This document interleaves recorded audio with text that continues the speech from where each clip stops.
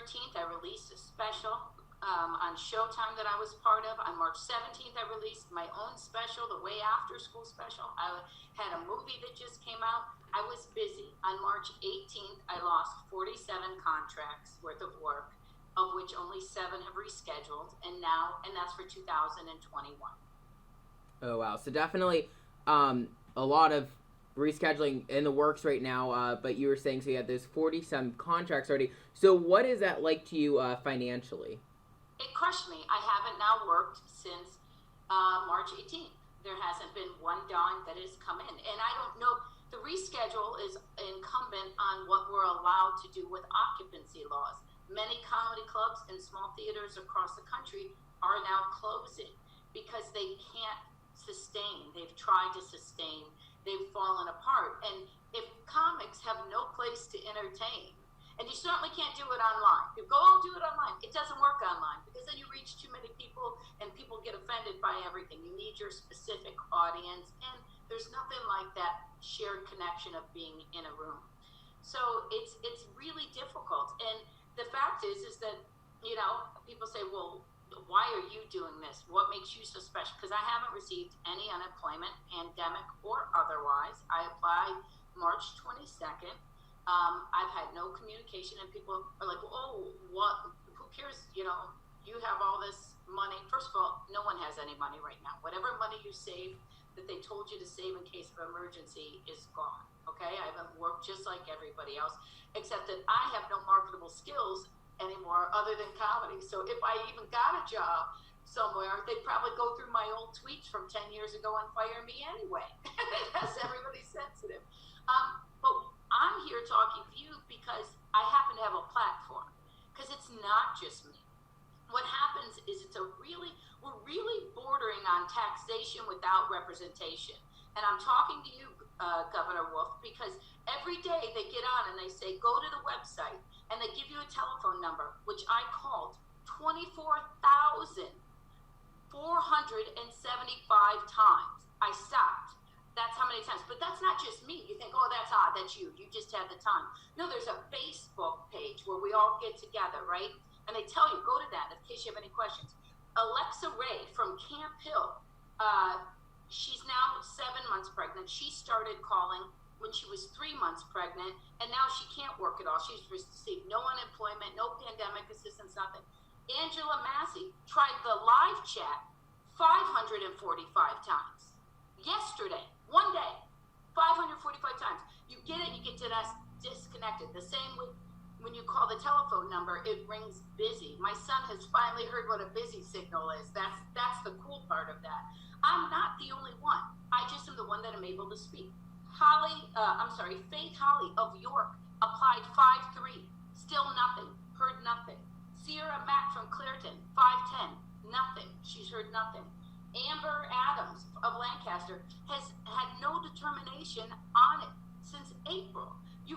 What you do is you receive a piece of paper that's similar to like a save the date, but there's no wedding invitation that follows. So they communicate, but not really. So when we see our representatives telling us to call, that's facetious, that's a lie. It's unconscionable because we can't communicate with anyone.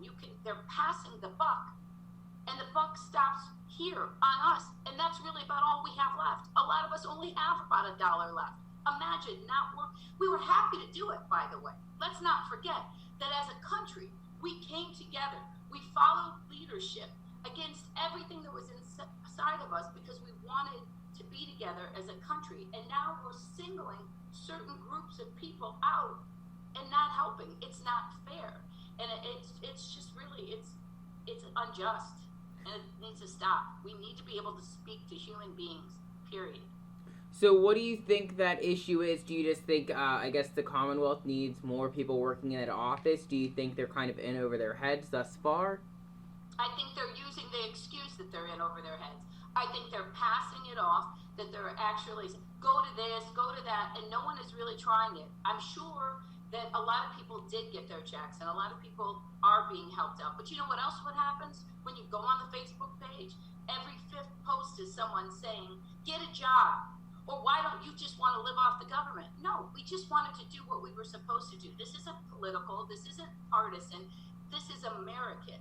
We followed what our government told us to do, and they left a certain percentage of us hanging. And the bill collectors are coming now, by the way. A lot of places had deferment, and they said, communicate with your bill pay. Well, I communicated with our mortgage company, Apex Mortgage. I told them, I don't have a job. I don't even have unemployment. And you know what they did?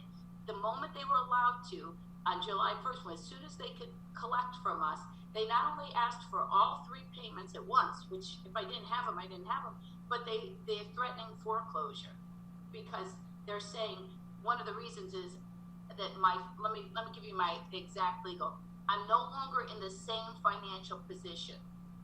So what is that like, I guess, or what's that say about an organization? Let's just go with the mortgage firm that's coming for these families as they're not generating income like they used to. Do you think that's also a flaw in the system there? Well, sure, bankers always pay bankers. I mean, that we know that. We learned that in 2008.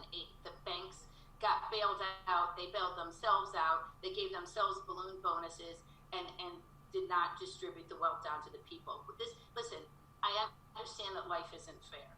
We're more than welcoming of any solutions, but we were given a solution that we signed on just like everybody else. Like I said, it's not just me.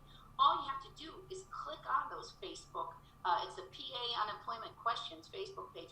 You will see hundreds of stories. I could give you names for hours of people who have been left without any money but in communication. There's nothing worse than being an unheard mass, and that's what I'm saying is taxation without representation. Every single one of us are going to have to file our taxes on July 15th. And if we don't, on July 18th, the penalty begins. But what about us? What about the people who filed? I filed March 18th, right? I told you there was a woman here that was, she filed right here. This is Alexis Ray. She filed March 22nd. I'm sorry, I filed March 22nd. She filed March 18th. What are we supposed to do? You know, I mean, there aren't jobs to be had. And for me, this industry is almost shut down. Almost, because the occupancies have been halved. So when we go back to work, our money will be at least halved because somewhere that cost has to be absorbed, right?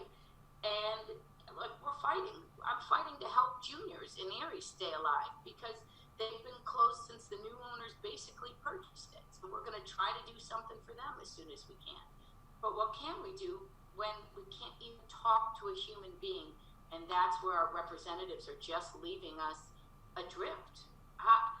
You need us when it's time. It's an election year, isn't it? It's an election year. You need us to vote. Well, remember, the same people that you make us call the number, I might do the same. I might take the same amount of time to go down and vote for you. My job is now trying to communicate the Pennsylvania unemployment. So right now, just so I fully have my head wrapped around it, I guess the issue isn't only with obviously the unemployment center, but also the leadership countywide for, I guess, all across the Commonwealth. You feel the state representatives are not really meeting that call to action and doing their job. So I guess, they're passing the buck because every day they say, call this number. Even when I called the senator, they said, all we can do is fax it in. And which I was appreciative of. They faxed. Now, that was 3 weeks ago. I've heard nothing from unemployment. I understand it takes time. I understand. Like, no one who was on that Facebook page we understand it takes time. No one expects to have answers today or tomorrow or even next week. Wouldn't you imagine? I've been more than patient if I applied in March. More than patient. Lots of us have been patient, but we're getting overlooked. And every day when they stand on television and they do their press conferences and they tell us, here, you can call the live chat. No, you cannot call the live chat. One person can call the live chat maybe, but we all keep getting kicked out. There are hundreds of stories. Take a look over there.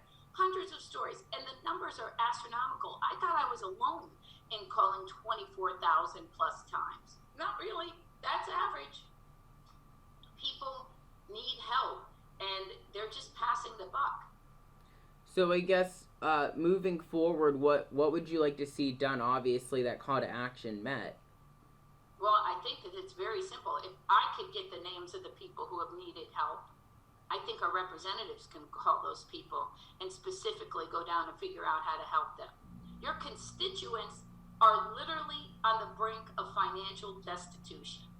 That's what's happening because we followed you.